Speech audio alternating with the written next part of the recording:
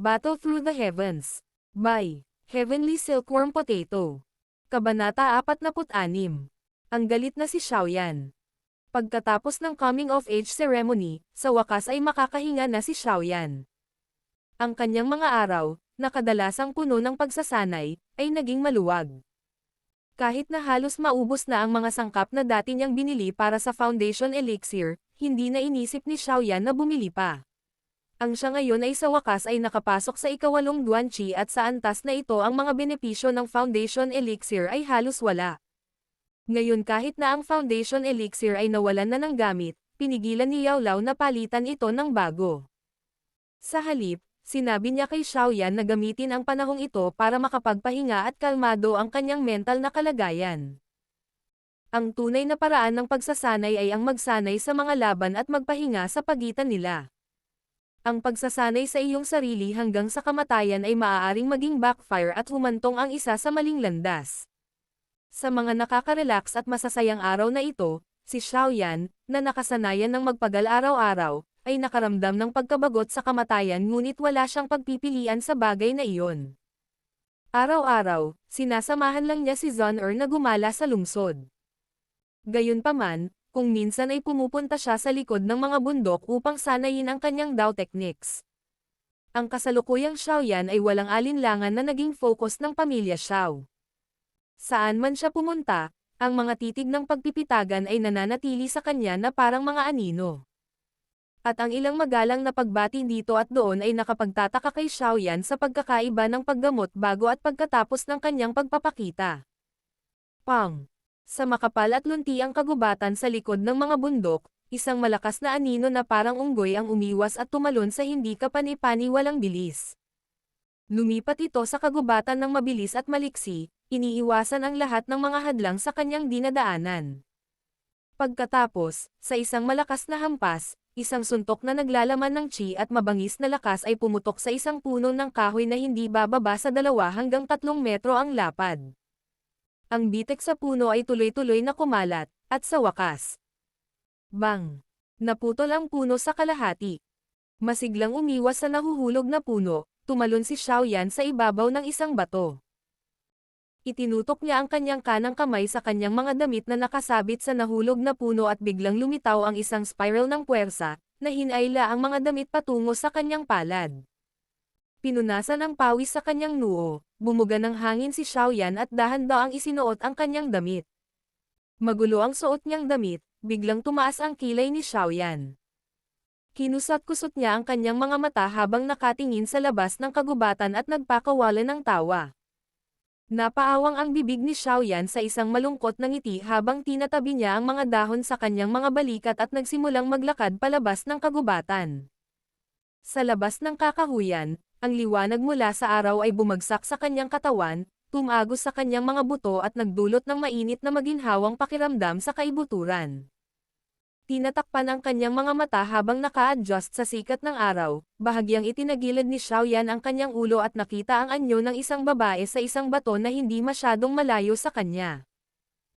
Pinaliwanagan ng araw ang maselang figure ng matangkad at matikas na batang babae, na pinatingkad ang kanyang mapang-akit na mga kurba, lalo na ang kanyang pares ng mahaba, balingkinitan, at sexing mga binti. Pagtingin kay Xiaoyu na tahimik na nakaupo sa bato, ipinatong ni Xiaoyan ang kanyang mga kamay sa likod ng kanyang ulo at dahan-daang naglakad patungo sa higanteng bato. Tumangala siya sa walang kibo na kagandahan. Ang kanyang tingin ay nahulog lalo na sa kanyang pares ng sensual legs, matagal doon para sa higit sa isang sandali. Ngumuso siya at nagpakawala ng isang mayabang na komento. Ang ganda ng legs mo. Hindi mo na kailangang ipakita iyon. Sa ilang salita lang, naging madilim ang malamig na mukha ni Xiaoyu. Bahagyang kumabog ang kanyang dibdib, kinagat ni Xiaoyu ang kanyang mga ngipin at malamig na sumagot. Alam mo ba kung bakit kita hinanap? Para bugbugin ako. Inalis ang kanyang mga kamay sa kanyang ilong, casual na nahulaan ni Xiaoyan, at bahagyang tumawa. Malubhang nasugatan ang kapatid ko sa suntok mo at ngayon ay nakahiga sa kama, hindi makagalaw. Dahil napakalupit mo, ako, bilang kanyang kapatid, ay hindi ako papayag na siya'y bugbugin ng walang kabayaran. Ang magandang pares ng mga mata ni Xiaoyu ay nanlilisik kay Xiaoyan, puno ng mali siya.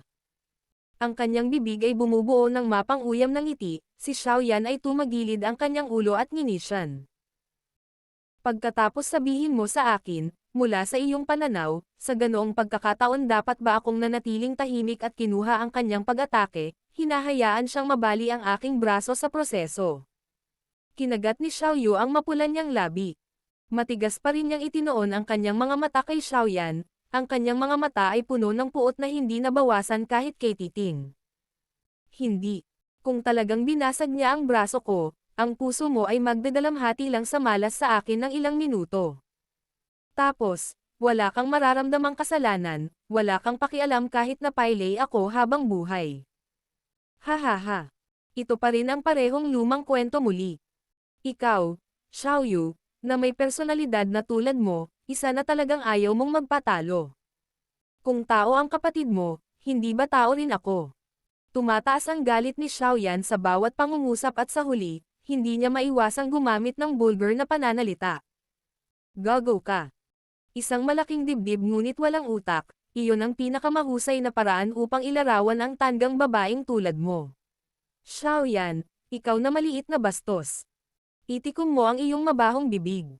Nabaluktot ang mukha niya sa galit, naging berde at puti sa frustration. Sa wakas, bumulaga si Xiaoyu, hindi na natiis si Xiaoyan pagkatapos ng kanyang huling laban ng pagmumura. Sa pagtingin sa magandang mukha ni Xiaoyu ay namumula, ang mga mata ni Xiaoyan ay napuno ng nag-aapoy na galit habang siya ay nginisyan at sinasampal ang kanyang mga labi. Ang kanyang puso ay may bakas ng kagalakan. Huminga ng malalim, dahan-daw ang pinawi ni Xiaoyu ang galit sa kanyang puso at ginamit ang kanyang mapang-akit na mahabang binti para tumalon pababa mula sa malaking bato. Nagngit-ngit ang ngipin niya sa sinabi niya. Kahit anong mangyari, hindi ko hahayaang magmadali ang isang maliit na bastard na tulad mo ngayon. Pagkatapos sabihin iyon, humakbang siya pasulong gamit ang kanyang kaliwang paa at, maganda ang paggalaw ng kanyang maselang katawan, ang kanyang kanang paa ay nakaunat pasulong na may mga sipol ng hangin habang walang awan niyang tinutukan ng sipa ang magkabilang binti ni Xiaoyan. Sa kanyang biglaang paggalaw, namumura lang si Xiaoyan at mabilis na tumalon pabalik, halos hindi naiwasan ang sipa ni Xiaoyu. Kahit gaano ka talento, isa ka lang ikawalong Guanqi. Kung hindi kita tuturuan ng leksyon ngayon, baka umabot sa langit ang kayabangan mo. Sa pagtingin kay Xiaoyan, na patuloy na umiiwas sa kanyang mga pag-atake, malamig siyang tumawa habang ang kanyang mahahabang payat na mga binti ay sumasayaw sa hangin na parang bagyo. Ang marahas na sipa ay nagdulot ng bagzo ng malakas na hangin, na naghahadjas ng mga dahon sa lupa. Si Xiaoyu, na may lakas ng 3-star daw siya, ay mas malakas kaysa kay Xiaoning. Sa ganoong kabilis na pagsalakay ng mga pag-atake, si Xiaoyan ay hindi man lang makahanap ng pagkakataong kontra-atake. Nakaiwas lang siya. Sa kabila ng pagiging makaiwas lamang sa walang humpay na sipa ni Xiaoyu, nanatiling kalmado ang mukha ni Xiaoyan. Bahagya siyang damilat at sa matalim na titig ay patuloy niyang hinahanap ang kanyang kalaban para pagsamantalahan ang mga kahinaan. Hinarang ni Xiaoyan ang sunod-sunod na sipa ni Xiaoyu gamit ang kanyang mga braso, ngunit sa bawat suntok ay mas lumalago ang kanyang mga braso. Talaga, tila si Xiaoyu ay hindi isang ganap na tanga. Hindi niya ginawa ang lahat upang harapin si Xiaoyan at kahit na ang kanyang mga pag-atake ay tila agresibo, ang mga ito ay maaaring maging sanhi ng panandaliang pinsala. Sa pagtingin sa nagmamadaling pag-urong ng anyo ni Xiaoyan, ang pulang labi ni Xiaoyu ay umangat sa kasiyahan. Bahagyang yumoko siya at muling naghanda ng husto sa pag-atake. Ngunit nang simulan niya ang kanyang pag-atake, si Xiaoyan, na umiiwas sa kanya mula pa noong una, ay biglang umalis mula sa isang masunuring tupa at naging isang mabangis na lobo. Habang nakaturo sa kanya ang nakakunot na mga palad ni Xiaoyan, naramdaman ni Xiaoyu ang isang malakas na puwersa ng pagsipsip na biglang humila sa kanya at natisod siya. Habang nakahilig ang kanyang katawan, ang Dao Qi sa katawan ni Xiaoyu ay mabilis na natipon sa kanyang paanan. Tatayo na sana siya sa lupa, gayunpaman, ang puwersa ng pagsipsip ay biglang nawala at ang kapalit nito ay isang malakas na puwersang tumulak. Sa isang paghila at pagtulak, Sa wakas ay nawalan ng balanse si Xiao Yu at napaatras ng ilang hakbang, sa hindi inaasahang pagkakataon ay nahulog at dumapo sa kanyang puwitan. Dahil biglang itinulak pababa ng bigla ang pagputok ng mga kasanayan ni Xiaoyan, tila labis na nabigla si Xiao Yu. Talagang nakalimutan niyang mabilis na bumangon at nang sa wakas ay natigilan siya at sinubukang mag-react. Isang figure na nakahawig ng isang mabangis na tigre ang bumaba mula sa langit at mabilis na naipit sa lupa. Gago ka, gagahasain ka ngayon ng master na ito. Napabuntong hininga si Xiaoyan dahil sa mga pasa sa kanyang mukha at mga sugat sa buong katawan habang iniipit ng kanyang dalawang kamay ang palso ni Xiao Yu sa kanyang maputlang palso. Battle Through the Heavens. Kabanata 47. Kalapastanganan. Nagulat si Xiao Yu matapos marinig ang mga maalay na salita ni Xiao Yao. Sa bawat segundong lumilipas, habang buong lakas niyang lumalaban sa hawak niya, lalong namumula ang mukha niya sa pagod at galit. Gayunpaman, napatunayang mas malakas si Xiaoyan. Sinimulan niyang kumapit ng mas mahigpit sa mga palso ni Xiao Yu, na naging sanhi ng dahan-daang pamamanhid ng mga kamay nito. Matapos ang walang kwentang pakikibaka para sa isa pang maikling panahon, napilitan si Xiao Yu na talikuran ang kanyang walang kwentang pagsisikap. Siya, na nakakaramdam ng matinding kahihiyan, ay tumitig kay Xiaoyan, bahagyang bumaba ang kanyang dibdib, habang pinapagalitan siya. Maliit na bastos. Bitawan mo ko. Ibinuka ni Xiaoyan ang kanyang bibig, na pangiwi sa mga alon ng sakit na naghuhugas ng mga pasa na dulot sa kanya. Ilang beses siyang huminga ng malalim at tumingin sa ibaba na nanunuya. Bitiwan mo. Nataman ba ako nang wala lang? Sabi ko gagahasain kita ngayon. Upang magkaroon ng isang taong mas bata sa kanya ng maraming taon at paulit-ulit din na banta ng taong iyon na gagahasain siya, hindi alam ni Xiao Yu kung iiyak o matatawa siya dahil naniniwala siyang hindi gagawin ni Xiaoyan ang ganoong bagay. Pinaikot-ikot ang kanyang mga palso, hindi pa rin nakakalayo si Xiao Yu. Nakatitig lang siya sa mga mata at ngumuso sa kahangalan ng sitwasyon. Ikaw maliit na bastos, hindi ka pa nga lumalaki. Sabihin ang mga bagay na iyon kapag talagang matured ka na. Sa pagtatanong sa kanyang pagkalalaki, agad na kumunat ang noo ni Xiaoyan. Ibinaba niya ang kanyang ulo, malisyosong tumugon siya. Gusto mo akong subukan? Medyo nakaramdam ng pananakot sa matinding titig ni Xiaoyan, napalunok si Xiao Yu. Sa pagiging mayabang niya, hindi siya susuko. Sa halip ay matigas niyang itinaas ang kanyang snow white na baba at may malamig na ngiti na tinuya. Kung maglakas loob kang subukan, kakastrahin kita. Nakanganga ang kanyang mga labi, nakaramdam ng pagkadismaya si Xiaoyan habang nakatingin siya sa babaeng ito. Kung siya ang tatanungin, si Xiaoyan, kahit na inis kay Xiao Yu, ay hindi gustong gumawa ng isang kakilakilabot na krimen tulad ng panggagahasa. Kahit anong sabihin mo, nakatatandang pinsan pa rin niya. Ngunit, dahil sa mga pangyayari, kung uurong si Xiaoyan, hindi ba siya magdusa ng walang kabuluhan? Bahagyang nanliit ang mga mata, kinagat ni Xiaoyan ang kanyang mga labi. Bigla, mabangis, itinulak siya nito pababa at idiniin ang sarili sa katawan niya. Ang biglaang paggalaw ni Xiaoyan ay natigilan kay Xiao Yu at bahagyang bamuka ang kanyang bibig. Hindi pa rin niya nerehistro ang pagkabigla sa pagiging nilabag. Habang binabaliwala ni Xiaoyan ang biglang tahimik na si Xiao Yu, mabilis niyang naipit ang magkabilang kamay nito gamit ang kaliwa sa lupa. Kasabay nito, ang kanang kamay ay bumababa sa mahahabang balingkinitang binti nito, hinahaplos ito. Matagal nang naunawaan ni Xiaoyan ang isang bagay. Inilagay niya ang isang mataas na halaga sa kanyang mga binti, hindi normal na mataas, kahit na isinasaalang-alang ang katotohanan na binilo nila ang mga puso ng mga tao. Nang maramdaman ang kamay ni Xiaoyan sa kanyang mga binti, nanigas si Xiao Yu, bago nagpakawala ng isang marahas na tili. Bahagyang nagpanteng ang kanyang mga tainga, natapos siya ni Xiaoyan na hawakan at tumalon na parang unggoy, at mabilis na tumakas pababa ng bundok. Alam niyang mababaliw siya pagkatapos ng ganitong pagtrato. Medyo matagal pa ang hiyawan bago sila dahan-daang hamina. Ang mukha ni Xiao Yu ay namumula sa galit at ang kanyang mga mata ay nagliliyab sa puting mainit na galit habang siya ay nakatitig sa halos hindi nakikitang blur sa paanan ng bundok. Nagngangalit ang kanyang mga ngipin, si Sharply ay sumigaw. Xiaoyan, ikaw ay maliit na bastos. Puputulan kita sa 10,000 piraso. Ang malayong figure ay nanatiling tahimik, palihim na nawala sa kanyang larangan ng paningin sa lalong madaling panahon. Bastos, bastos, bastos. Nang makitang mawala ang figure ni Xiaoyan, naging pangit ang kanyang mukha habang binasag niya ang lupa sa tabi niya gamit ang dalawang kamao. Matapos ilabas ang kanyang galit sa pamamagitan ng paghampas sa kalapit na tanawin, sa ilang sandali, sa wakas ay kumalma si Xiaoyu. Namula siya habang nakatingin sa ilang hindi malinaw na mga kopya ng kamay na nakatuldok sa kanyang mga binti, bawat isa ay nag-iwan ng pamamanhid sa kanyang mga binti. Kinagat ni Xiaoyu ang kanyang mga ngipin at inalalayan ang sarili, nilalabanan ang mahinang pakiramdam na bumabalot sa kanyang katawan at gustong umiyak nang makita ang kanyang magulong damit. Hindi lamang siya nabigo na turuan ang munting brat ng leksyon, sinamantala siya nito. Ang mga resulta ng engkwentro ay nag-iwan ng mapait na lasa sa kanyang bibig. Sa pag-iisip sa mga aksyon ni Xiaoyan, nakaramdam ng hiya at galit si Xiaoyu. Sa pagkakataong ito, gayunpaman, hindi niya inilabas ang kanyang espada at hinabol siya tulad ng ginawa niya noong nakalipas na mga taon.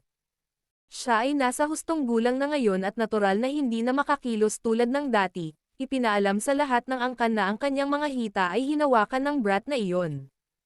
Si Xiaoyu ay nakatayo roon at nag-isip ng kaunti, bago niya pinadyak ang kanyang mga paa at nagmura sa mahinang boses.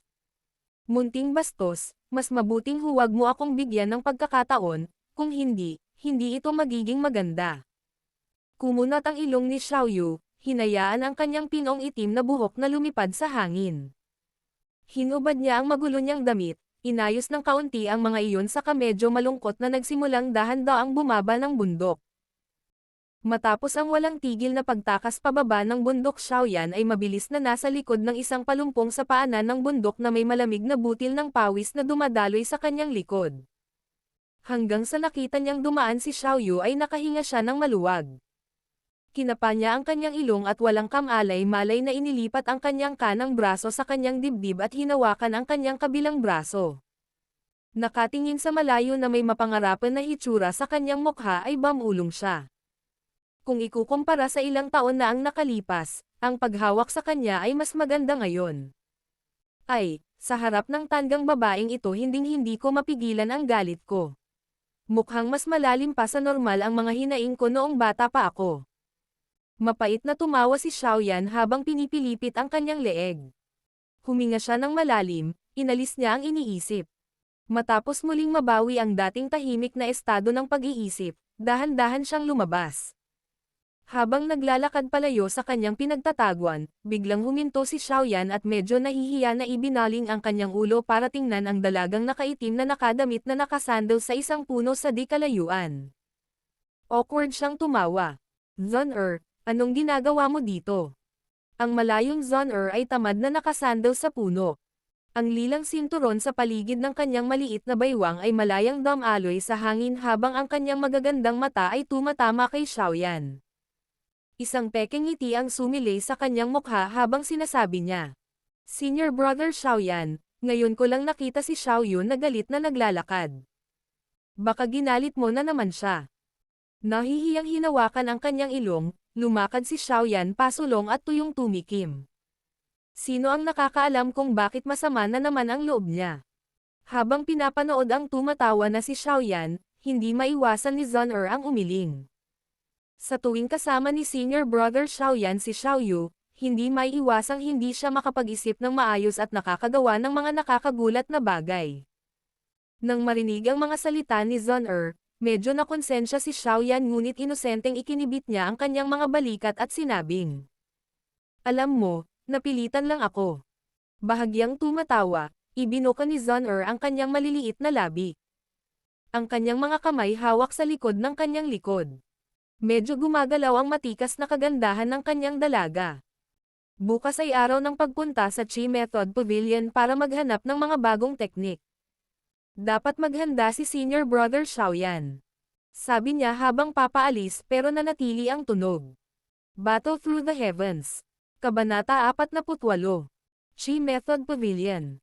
Nakatayo sa loob ng grupo, Inangat ni Xiaoyan ang kanyang ulo upang tingnan ang napakalaking pavilion sa kanyang harapan at bumuntong hininga, na namangha sa kamanghamanghang tanawin sa kanyang harapan. Sa karatula sa harap ng gusali ay may tatlong nakaukit na salita, Chi Method Pavilion, na nagpapamalas ng sinaunang kadakilaan. Bahagyang dilaw ang kulay ng signboard sa harap at kaakibat ng mga chips at dents na tumatakip sa katawan nito, kitang-kita na ang lugar na ito ay dumaan sa pabago-bago ng panahon. Ito ang pinakamahalagang lugar sa buong Shao Clan. Ang Chi Method Pavilion. Ang bawat isang Chi Method na natipon ng clan sa nakalipas na daan-daang taon ay lahat ay nakaimbak dito. Ang mga diskarteng ito ay ang pundasyon kung saan natiyak ng Shao Clan ang katayuan nito hanggang ngayon. Bilang pinakamahalagang lugar ng angkan, ang seguridad sa pavilion ay lubhang mahigpit. Sa bawat ibang araw, ito ay mahalagang isang ipinagbabawal na lugar na kahit ang mga miyembro ng Shao Clan ay ipinagbabawal na pumasok. Pagkatapos lamang ng seremonya sa pagdating ng edad ay pansamantalang bubuksan ang lugar na ito para sa angkan.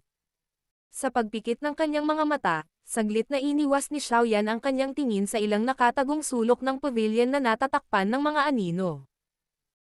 Ang kanyang matalas na pangunawa sa kaluluwa ay nagpabatid sa kanya na ang bawat paggalaw na ginagawa sa lugar na ito ay mahigpit na sinusubaybayan ng mga gwardya na nagtatago sa kanilang sarili. Sa ilang nakatagong lugar sa loob ng pavilion, napansin ni Xiaoyan na hindi nakikita ang malalakas na aura. Tila talagang pinahahalagahan ng clan ang Chi Method Pavilion na ito. Bahagyang lumingon si Xiaoyan kay Zon Napansin nilang dalawa ang isang bakas ng ngiti sa mga mata ng isa. Malinaw, ang mga gwardya na nakatago sa paligid ay nakita nilang dalawa. Maraming beses ko nang inihayag ang mga patakaran tungkol sa pagpasok sa Chi Method Pavilion, kaya hindi ko na ulit-uulitin ang mga ito ng detalyado.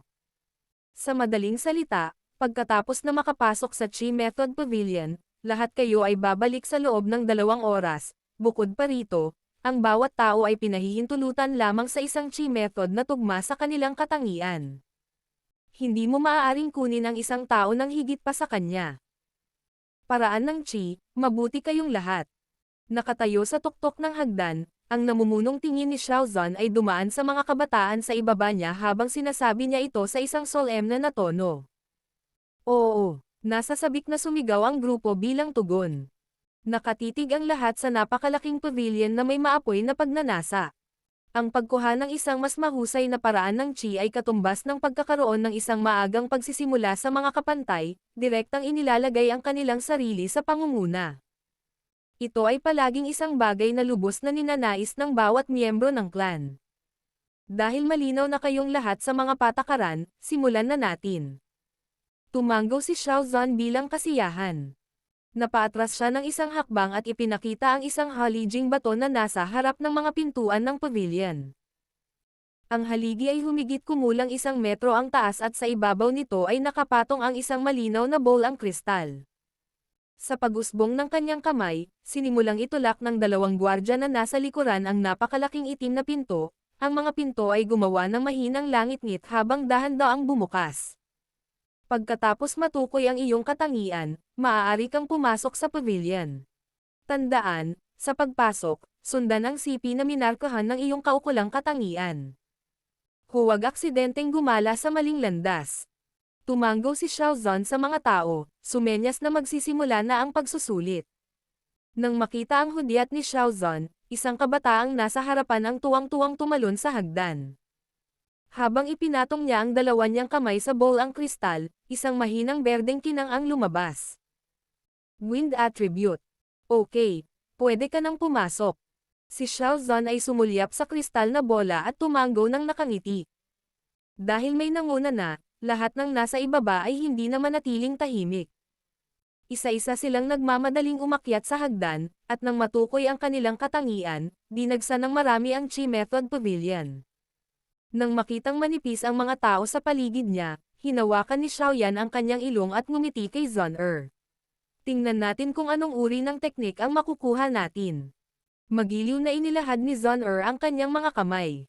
Ang Chi methods ng clan ay talagang hindi nakaakit sa kanya kahit kaunti. Gayunpaman, dahil interesado si Xiaoyan, masaya niyang sasamahan siya. Dahil hindi nagmamadali ang mag-asawa, hanggang sa pumasok na ang iba ay nagsimula na silang dahan-daang umakyat sa hagdan. Nang makita ito, si Xiaozan ay maaari lamang magbigay sa kanila ng walang magawang tingin. Ngumiti si Xiaoyan kay Xiaozan at hinawakan ang bowl ang kristal gamit ang kanyang palad.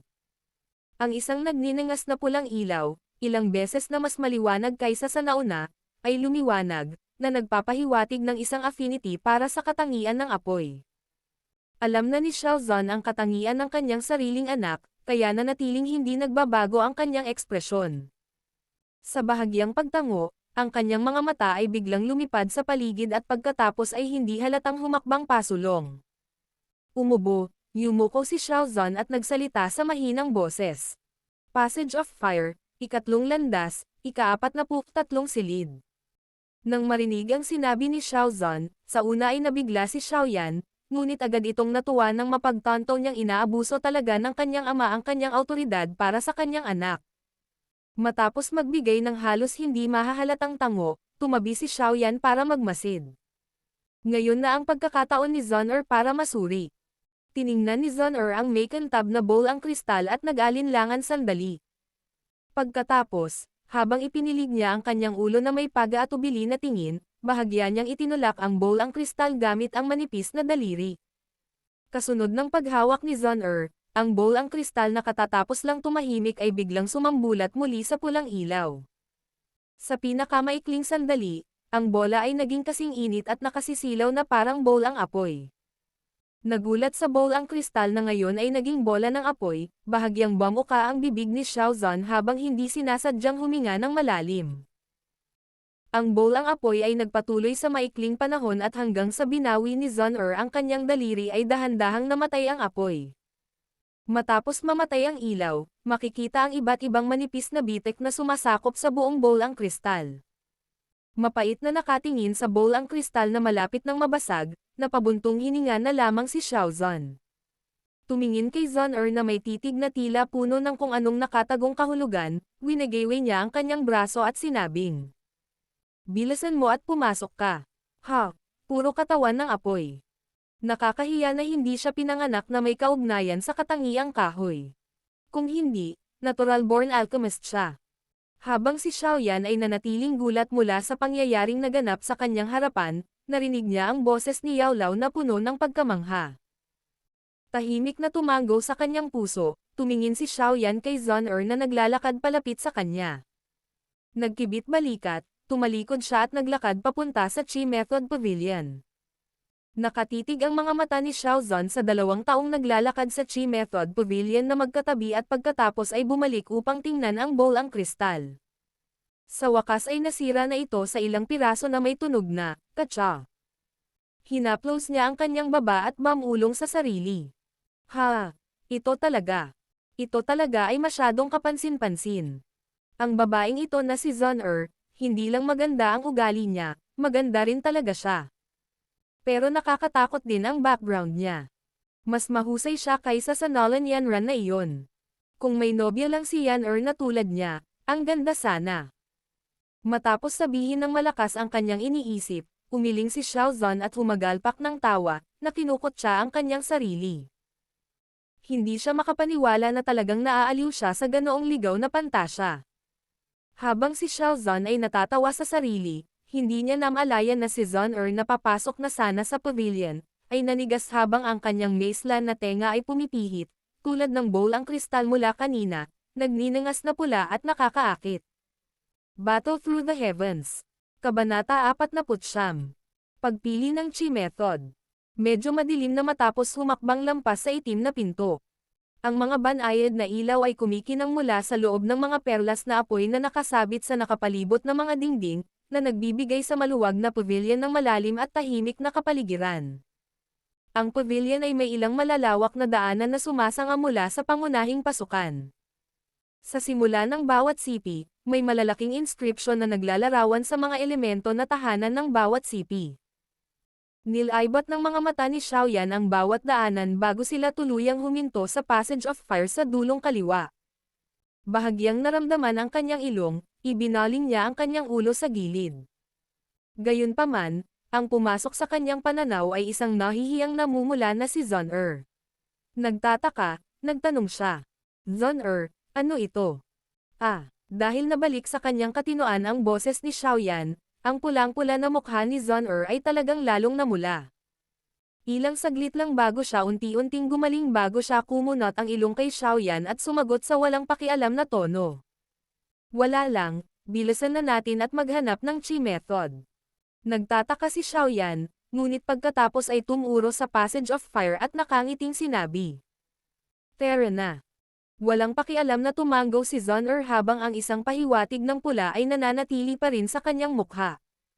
Nakatagilid na sumulyap sa kaakit-akit na maliit na mukha ni Zon-er, hindi napigilan ng puso ni Xiaoyan na hindi tumibok. Nagmamadali siyang nagtungo, diretso lang ang tingin sa harapan. Ang Passage of Fire ay sumangga sa 5 mas maliliit na landas.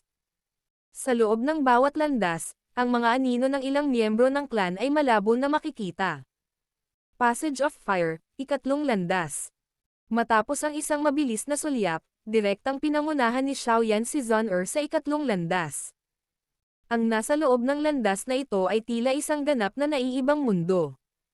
Sa magkabilang gilid ng landas, ilang metro ang layo sa isa't isa, ay may makapal na pulang kulay na mga pintong kahoy.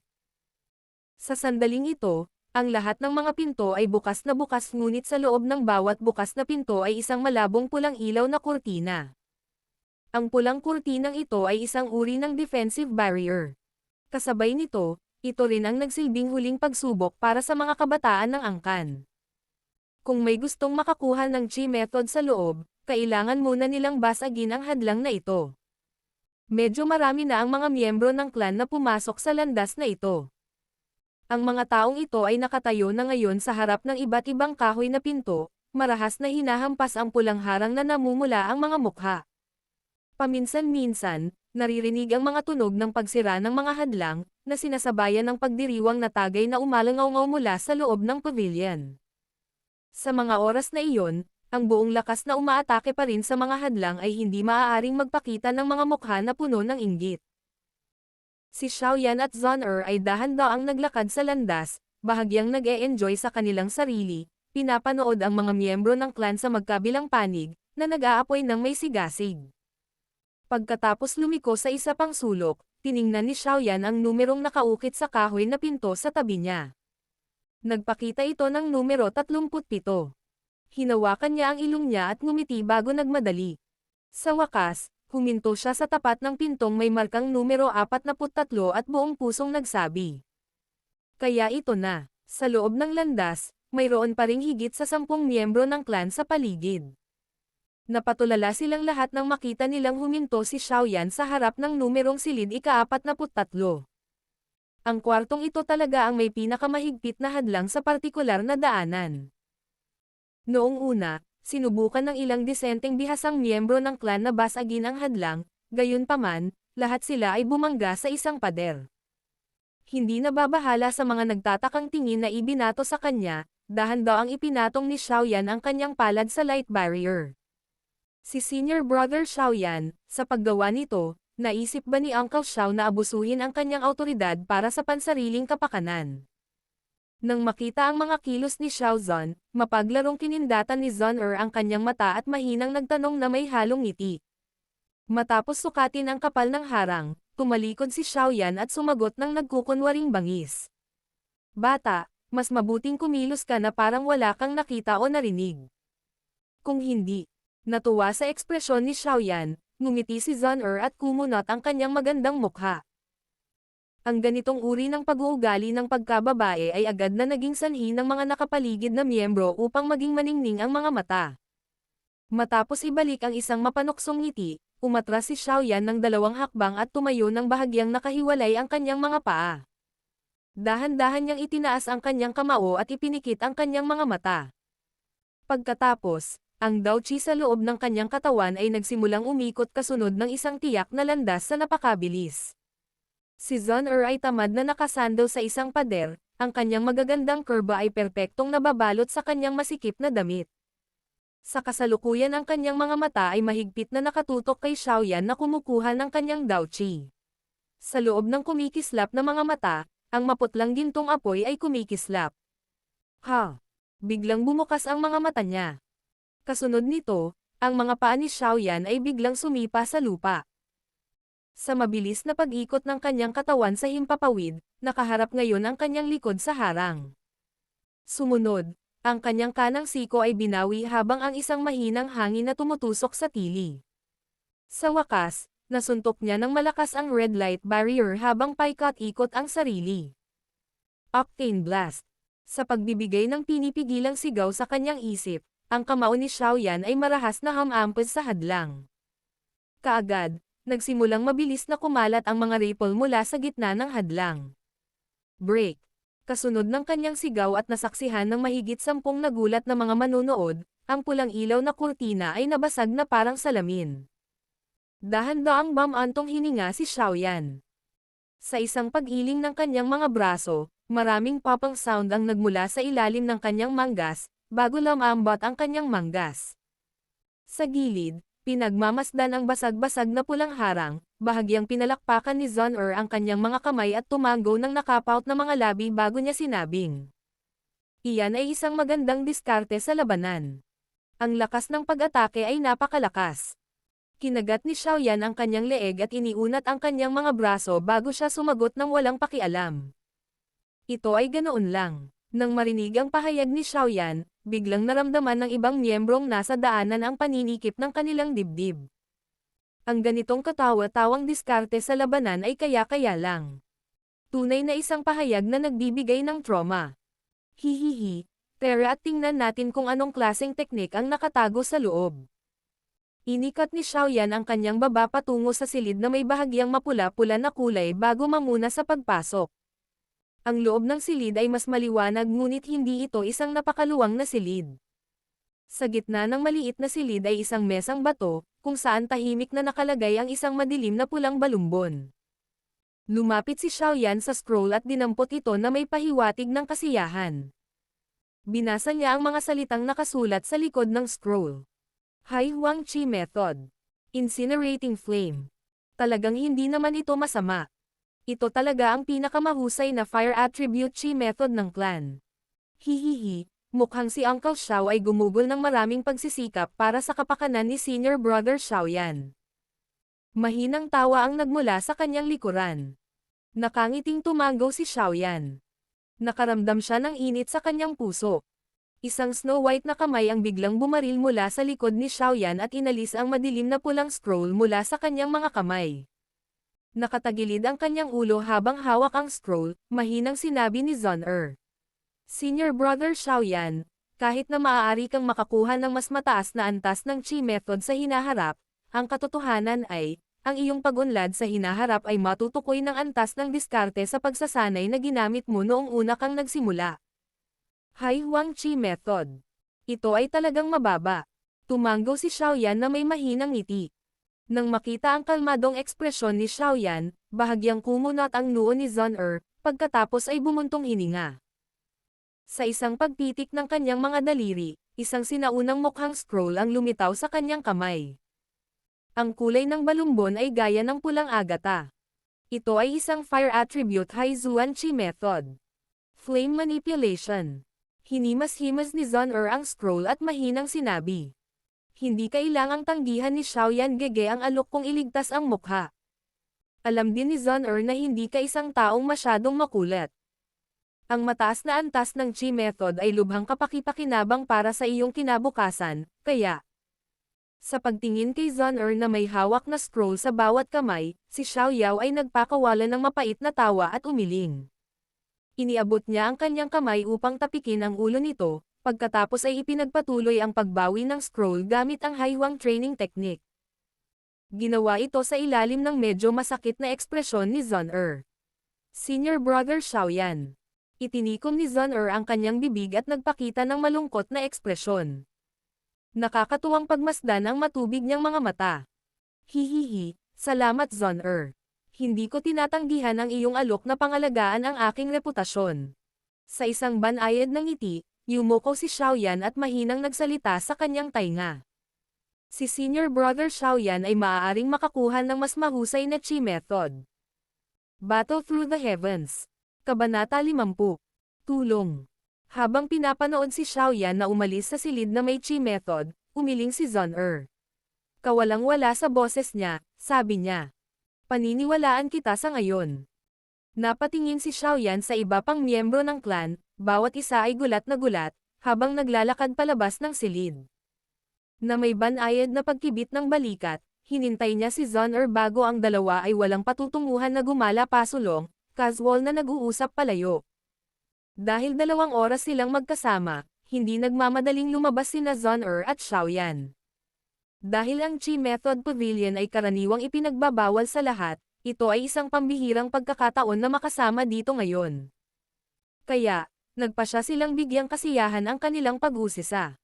Nang malapit na silang umalis sa daanan ng apoy, casual na pumasok si Zon-er sa isang maliit na silid at kinuha ang Lo Zuan Chi Method Scroll. Sinamahan si Xiaoyan, pagkatapos ay nagpatuloy sila sa iba pang mga pasilyo. Ngayon ang magiging pinakamaingay na araw ng taon sa Chi Method Pavilion. Bawat pasilyo ay may napakaraming tao na nakaimpake sa pagitan ng mga dingding nito habang ang bawat tao ay may kapansin-pansing nasa sabik na tingin sa kanilang mga mata habang sila ay bumasag sa pulang mga kurtina ng enerhiya. Sa tuwing masisira ang kurtina, panibagong sigaw ng pananabik ang maririnig. Sa kasiya siyang kapaligirang ito, maging si Xiaoyan ay may malabong ngiti sa kanyang maliit na mukha. Naglalakad palabas mula sa isa pang pasilyo, tiningnan ni Xiaoyan ang oras. Nag-stretching, tumawa siya habang nakatingin kay Zon-er. Dapat na tayong umalis. Malapit na ang oras. Walang pakialam na tumango, sinundan ni Zon-er si Xiaoyan sa isang sulok bago dumiretso sa exit ng Chi Method Pavilion. Pagkatapos maglakad sa isa sa mga landas, tumaas ang kilay ni Xiaoyan sa pagkagulat. Sa hindi kalayuan, nakita niya ang isang pulang damit na pag-aari ni Xiaomei. Namula ang kanyang kaakit-akit na mukha habang tuloy-tuloy na gumagala sa harapan ng harang. Batay sa kanyang hitsura, mukhang sinusubukan niya ang lahat ng kanyang makakaya para makuha ang Chi Method ngunit hindi niya nagawang basagin ang hadlang. Ngayon, si Xiaomei ay nakasuot ng magandang pulang damit na may bahagyang masikip na palda at may laso sa kanyang baywang. Na itinali ng malapitan sa kanyang baywang. Sa ngayon, ang kanyang dalisay at kaibig-ibig na mukha ay mukhang balisa habang ang kanyang mga kilay ay nagsalubong ng cute. Ang mga clansmen sa paligid niya ay halos nahuhulog sa kanilang sarili na sinusubukang kausapin siya. Lumalala ang mood ni Xiaomei sa pangalawa. Siya ay karaniwang malapit sa desperasyon. Bago ngayon, lihim na sinabi sa kanya ng kanyang ama ang isang numero ng kwarto, na sinasabi sa kanya na kailangang hawakan ang paraang chi na iyon. Matapos maisip ang bawat paraan na posible at gumugol ng mga oras at oras, sa wakas ay nakakuha siya ng snippet ng impormasyon mula sa mga responsable sa pag-aayos ng Chi Method Pavilion. Alam niya na kung makakakuha si Xiaomei ng Wind Attribute Hai Huang Chi Method, kung gayon ay mauuna siya sa lahat sa karera para sa kapangyarihan. Bagamat nakuha ng ama ni Xiaomei ang tamang numero ng silid, hindi niya pinabayaan na isaalang-alang ang katatagan ng harang sa silid. Isang oras nang diretsyong nasa labas ng silid si Xiaomei ngunit hindi niya nagawang makalusot sa mga proteksyon nito at kahit na naglalaway ang ibang angkan sa pag-iisip na tulungan siya, hindi man lang nila ito nagawang iling. Ang proteksyon na kurtina ay maaari lamang salakayin ng isang tao sa isang pagkakataon at kung ang harang ay nakadetect ng 2 o higit pang mga tao na sumusubok na lusutan ito ay magpapalakas ng mga depensa nito. Sa huli, ito ay tulad ng sinusubukang gumuhit ng tubig gamit ang isang balde na may butas. Sa ngayon, 2 oras na ang lumipas. Kung hindi niya masisira ang mga proteksyon sa silid sa lalong madaling panahon, si Xiaomei ay aalis ng walang laman. Sa pag-iisip tungkol sa mga kahihinatnan ng hindi makakuha ng isang paraan ng chi, ang magagandang mata ni Xiaomei ay hindi napigil ang magsimulang magtubig. Sa malabong titig, umiling siya na may mapait na ngiti. Pagtingin niya sa paligid, tumaas ang magandang kilay niya nang may makita siyang pamilyar. Sa hindi kalayuan ay isang binata na nakasuot ng itim na nakahawak sa magkabilang kamay sa likod ng kanyang ulo na may kalmadong tingin sa kanyang mukha. Nagmamadaling pinunasan ang kanyang mukha, sumuko na si Xiaomei ngunit ang hitsura ni Xiaoyan ay nagdulot ng bagong pag-asa. Binura ang anumang bakas ng kanyang mga luha, kumagat ang kanyang mga ngipin sa kanyang mapupulang labi habang siya ay lumakad papunta kay Xiaoyan sa pag-asang tutulungan siya nito. Ang iba pang mga clansmen sa paligid ni Xiaomei ay tumingin sa kanyang bagong pagbabago sa hitsura at sinundan ang kanyang tingin upang mahanap si Xiaoyan. Ang kanilang mahinang Saturday ay unti-unting nawala habang ang kanilang mga titig ay may bakas ng paggalang. Saglit na tumahimik ang dating maingay na daanan. Kahit sa ilalim ng isang dosina o higit pang mga tingin, lumakad pa rin si Xiaoyan na may mukhang walang pakialam. Nang walang kahit isang patagilid na sulyap kay Xiaomei na hindi makabuo ng kanyang mga salita, dumaan siya sa kanya. Bahagyang nakabuka ang mapupulang labi, tumingin si Xiaomei kay Xiaoyan na hindi lang pinansin, natulala sa pagtrato sa kanya. Pagkaraan ng ilang sandali, ang kanyang magandang mukha ay napuno ng paninira sa sarili, habang marahang ipinilig ang kanyang ulo. Ang galit na namumuo sa kanya ay mabilis na nawala nang maalala niya ang ipinakita niyang saloobin kay Xiaoyan sa nakalipas na 3 taon. Hahaha, ito ay dapat nakabayaran, ako ay talagang isang kasuklam-suklam na tao. Ikaw ang mag-aani kung ano ang iyong itinanam. Si Xiaomei ay malumanay na lumuhad sa lupa. Bahagyang kumikibot ang kanyang mga balikat habang umaalingaw-ngaw ang pigil na sigaw sa tahimik na daanan. Sa pagtingin kay Xiaomei na mukhang isang inabandu ng kuting habang nakaupo sa lupa, ang nakapalibot na mga kabataang angkan ay malungkot na bumantong hininga habang umiiling. Bahagyang humikbi si Xiaomei habang nakalupasay sa lupa. Ngunit bigla niyang naramdaman na may mali sa kapaligiran at dahan-dahang inangat ang umiiyak niyang mukha para lamang magulat. Ang kabataang lumalayo ay tumalikod at dahan-daang naglalakad patungo kay Xiaomei habang ang mga kamay ay nasa likod ng kanyang ulo. Umalis ka sa daan. Walang pakialam na sabi ni Xiaoyan habang sinulyapan si Xiaomei. Ang nagulat na si Xiaomei ay nakabawi kaagad sa tuwa na bumalik sa kanyang magandang mukha at tulad ng isang masunuring bata ay gumawa siya ng paraan para sa kanya. Sa ilalim ng mausisa ngunit nagpapasalamat na titig ng mga naroroon, si Xiaoyan ay nakatayo sa harap ng kurtina na nagsisilbing bantay sa pinto. Habang nakataas ang palad ay nakahinga ng maluwag ang bata. Nanatiling tahimik ang lahat. Tapos biglang parang kulog, gumalaw siya. Pinaikot-ikot ang kanyang katawan, itinaas ni Xiaoyan ang kanyang paa at tulad ng isang latigo, pumunta ito pasulong. Gumagawa ng crack na tunog, napunit ito sa hangin sa paligid. Bang! Ang walang awa na sipa ay damapo sa harang na naging sanhi ng mabilis na pagtibok ng mga alon dito. Sa wakas, nabasag ito sa gulat na tingin ng lahat. Nanatili sa ere ang paa niya saglit bago dahan-daang ibinaba ni Xiaoyan ang binti niya sa lupa. Bahagyang pinaikot ang kanyang leeg, tumalikod siya at saka naglakad patungo sa malayong Zon-er. Senior brother. Salamat. Paumanhin. Nahihiyang nagpasalamat si Xiaomei sa pagdaan ni Xiaoyan sa kanya. Oo. Sinulyapan ni Xiaoyan ang batang babae na nawala ang lahat ng kanyang kayabangan at bahagyang tumango bago nawala sa mga humahangang mata ng iba pang angkan.